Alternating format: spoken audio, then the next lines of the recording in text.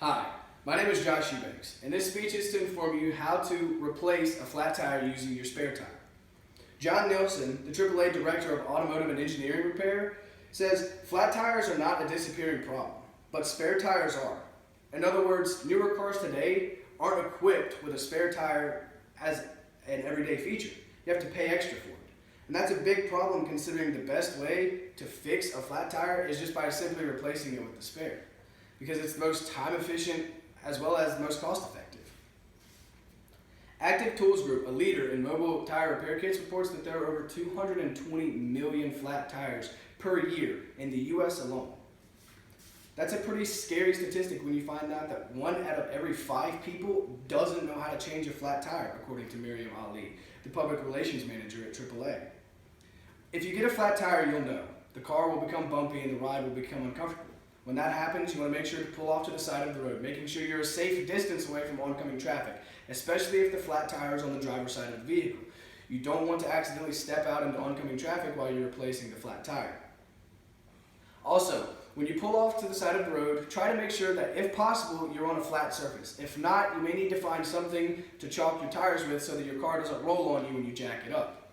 If it's at a later hour, I would recommend putting on your hazard lights. I would do that anyway, but it's essential that you do it if it's later at night. Once you're pulled off to the side of the road, you want to take out the spare tire, the lug wrench, and the car jack out of the trunk. Most of the time it is located in the trunk, however some cars are different. I would recommend knowing where the spare tire and everything like that is located in case of an emergency. Once you take all of that out, you want to use the lug wrench to loosen the lugs on the flat tire while the car is still on the ground. That's important because the ground is a good brace and it's a lot better than trying to loosen it while it's in the air. Use a star pattern, especially if it's a 5 lug. You want to do that so that you don't warp the wheel. Once they're loose, make sure the car is in park and otherwise stabilized, and jack the car up, placing the jack underneath the car and lining it up with the frame of the car. Once you jack it up, you want to do it on the frame so as to make sure you don't harm and bend anything mechanically underneath your vehicle. Once the car is jacked up, finish removing the lugs. Do not lose them. You will need to reuse them when you're putting the spare on in place of the flat. Then remove the flat tire by simply pulling it off of the vehicle. Once the flat is off, you will then need to place the spare tire on. After the spare is placed onto the car, use your hand to begin twisting the lug nuts. I recommend using your hand because, one, it's not as bulky and it's a lot easier to use than the lug wrench. Also, you'll be able to feel using your hand whether or not the lugs are cross-threaded. When they're started, use the lug wrench to tighten them completely, using again the star pattern to make sure that you don't warp your wheel. When you feel that the lugs are tight, remove the jack and place the car back on the ground.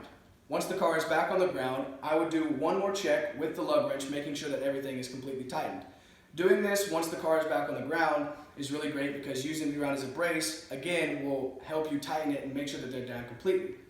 The reason that's important is that's ultimately what holds the tire and wheel onto your car, and you don't want that to fall off while you're driving down the road. Once you feel that the new tire is on there completely, place the flat, the jack, as well as the lug wrench back into the storage compartment in your vehicle. According to Miriam Ali, the AAA Public Relations Manager, the best way to avoid this is to check the tire pressure monthly, including the spare. Nobody wants to get a flat tire, and nothing would be worse than getting a flat tire, pulling off to the side of the road, taking everything out to replace it with the spare tire, only to find out that your spare tire is also flat. This is really important to know because it happens every 7 seconds, according to Miriam Ali. If you're driving, and even if you don't have a flat, and you see someone on the side of the road, make sure you get over to the left so that you don't hit them. A flat tire is commonly misunderstood. It doesn't have to be a blowout. Your tire doesn't have to rupture for you to have a flat tire. It could just be a slow leak through a puncture. And if you drive on it for long enough, you could take a simple $10 patch fix and turn it into something way worse. You could damage the tire, and even worse, you could ultimately ruin the wheel, which is a lot more expensive than just pulling off to the side of the road and replacing it with the spare.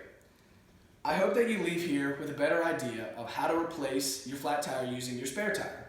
I hope that I have cut down on the number of people who don't know how to do this, because I think it is a very essential skill to have. Thank you.